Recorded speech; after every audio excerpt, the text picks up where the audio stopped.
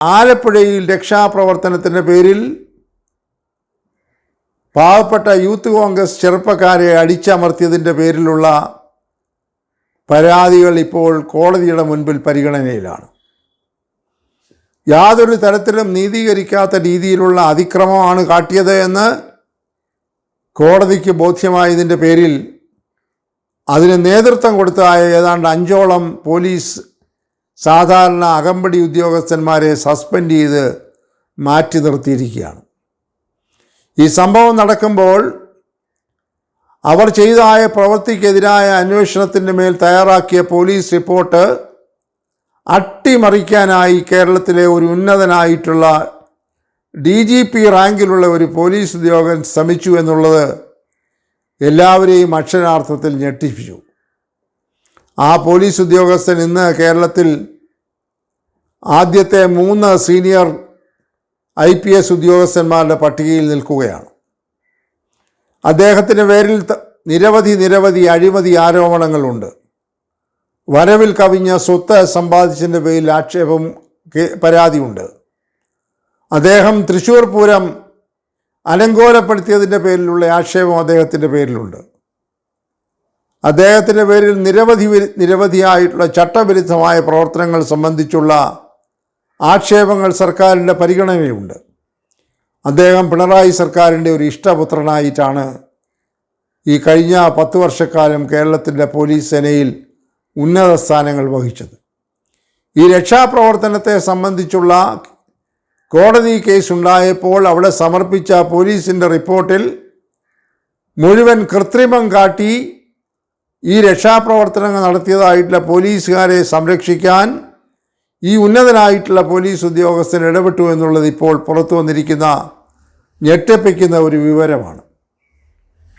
എന്നാൽ അതിനെ സംബന്ധിച്ച് അന്വേഷിക്കുന്നതിനായി പുതിയ സതീശൻ സർക്കാർ അധികാരത്തിൽ വന്നപ്പോൾ അതിൻ്റെ ഇരകളായി തീർന്നിട്ടുള്ള ഇപ്പോൾ കേരള നിയമസഭ അംഗമായിരിക്കുന്ന ആലപ്പുഴയിലെ ശ്രീ AD തോമസ്, അതുപോലെ യൂത്ത് കോൺഗ്രസിൻ്റെ ഒരു നേതാവായിരുന്ന അഡ്വക്കേറ്റ് ജുവൽ തോമസ്, ഇവരൊക്കെ കൊടുത്ത കേസിൻ്റെ അടിസ്ഥാനത്തിൽ ഇപ്പോൾ ഈ റിപ്പോർട്ട് കോടതിയുടെ പരിഗണനയിലാണ്.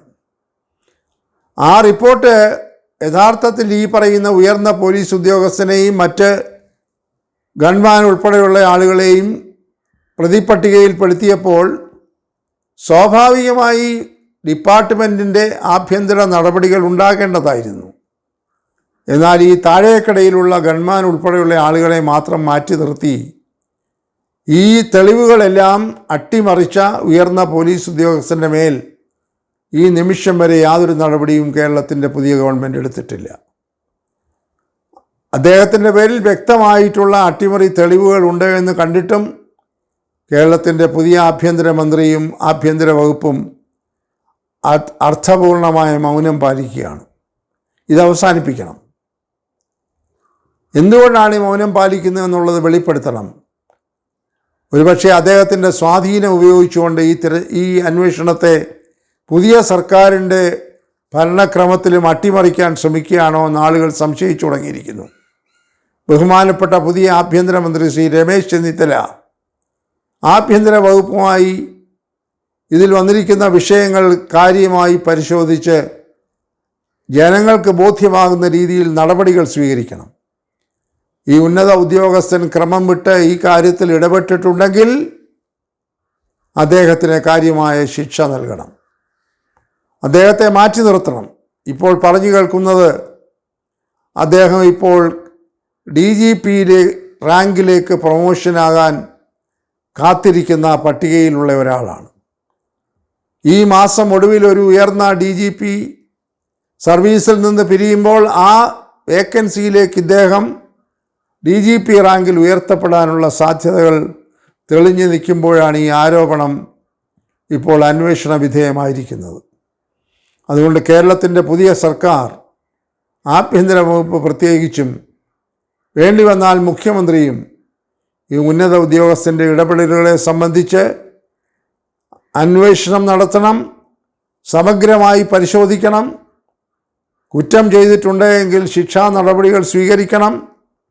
കാര്യക്ഷമമായി പ്രവർത്തിക്കണം. ഇത് പിണറായി സർക്കാരിൻ്റെ ഈ തരത്തിലുള്ള രാഷ്ട്രീയ ഒത്തുകളിക്ക് അവസാനം കാണുന്നതിന് വേണ്ടിയാണ് പുതിയ സർക്കാരിനെ കേരളത്തിലെ പുതിയ പൊതുസമൂഹം അധികാരത്തിലേറ്റിയത്. ഈ സർക്കാരും രാഷ്ട്രീയ സ്വാധീനത്തിനോ വ്യക്തി സ്വാധീനത്തിനോ ഇടപെട്ട് ചട്ടവിരുദ്ധമായി പ്രവർത്തിക്കുന്നെങ്കിൽ, മൗനം പാലിക്കുന്നുവെങ്കിൽ ഇന്നല്ലെങ്കിൽ അതിന് വില കൊടുക്കേണ്ടി വരുമെന്നാണ് ഈ സമയത്ത് മുന്നറിയിപ്പ് നൽകാനായിട്ടുള്ളത്.